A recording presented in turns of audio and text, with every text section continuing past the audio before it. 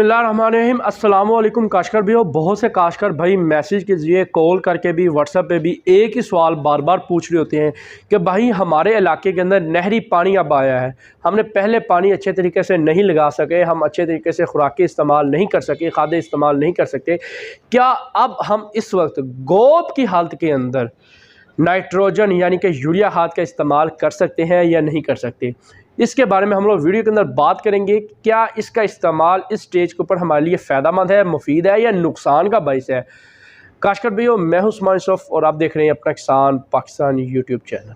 काशकर भाइयों, सबसे पहली बात, गोब की हालत के अंदर नाइट्रोजन का इस्तेमाल हमारे लिए नुकसानदेह है। ये महकमाना रिकमेंडेशन है, महकमा ये बात करता है, ये रूल है। अगर आपकी फसल जब गोब की हालत में आ जाए, उस वक्त अगर आप नाइट्रोजन का इस्तेमाल करें तो आपको नुकसान हो सकता है, आपकी फसल जो है वो गिरने की तरफ भी जा सकती है। लेकिन अगर एक ऐसी फसल है जो रेतली ज़मीन के अंदर काश्त है, या फसल है कमज़ोर है, हल्की पीली है, या इस तरह के मसले मसाइल हैं, फसल आपकी कमज़ोर है, सही तरह से वो गोब की हालत में नहीं पहुंची, या गोब की हालत में पहुंच चुकी है, आपकी फसल कमज़ोर है और आपको ज़रूरत है कि हमने यूरिया इस्तेमाल करना है, तो काशकर भैया वहाँ पे आप यूरिया इस्तेमाल कर सकते हैं। लेकिन पूरा बैग ही आपने इस्तेमाल नहीं कर देना, थोड़ी मिकदार आपने इस्तेमाल करनी है, 10 से 15 किलो बस, इससे ज़्यादा आप इस्तेमाल ना करें।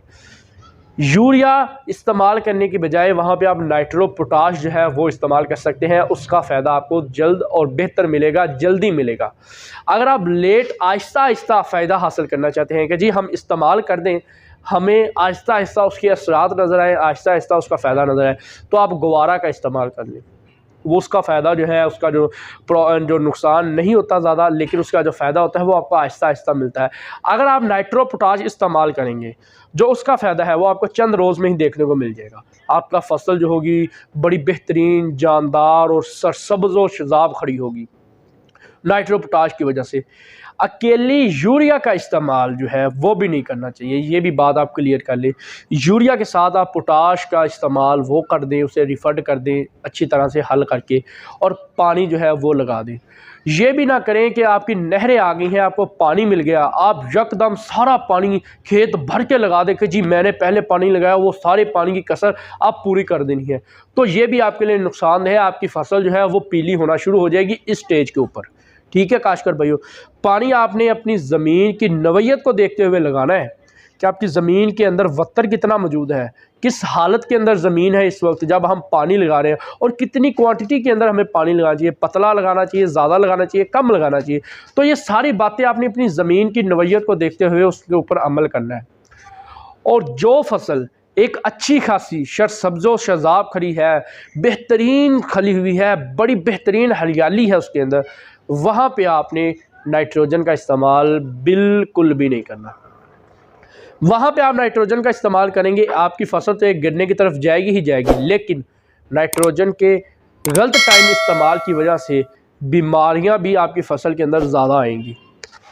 यूरिया की वजह से ज़्यादातर कुंगी का मसला भी देखने को मिलता है। जितनी सब्ज़ आपकी फसल होगी उतना ज़्यादा शिद्दत का कुंगी का अटैक भी होगा, दूसरी बीमारियां भी उतनी आएंगी।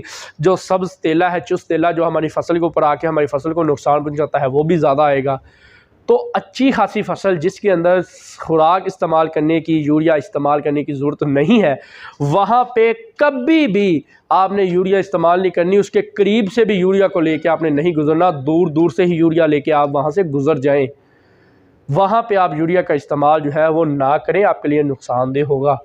लेकिन ऐसी फसल है जो कमज़ोर है, पीली सी है, पतली पतली तीलियाँ हैं, वहाँ पे अगर आपने यूरिया का इस्तेमाल करना है तो आप कर सकते हैं, लेकिन कम मिकदार के अंदर नाइट्रो पोटाश या गवारा की शक्ल में।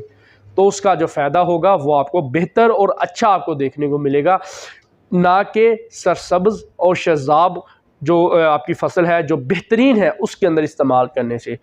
कमज़ोर ज़मीन, कमज़ोर फसल में जो यूरिया का इस्तेमाल है वो आप करें, ना कि भारी ज़मीन जिसके अंदर खुराक आपने अच्छी इस्तेमाल की है उसके अंदर। तो वहाँ पे आपको ज़ाहिर सी बात है आपको नुकसान ही देखने को मिल सकता है। उम्मीद है काशकर भी हो कि आपको सारी बात की समझ आ गई होगी। मिलते हैं अपनी नेक्स्ट किसी और वीडियो में, तब तक के लिए दुआ में याद रखिएगा। अल्लाह हाफ़िज़।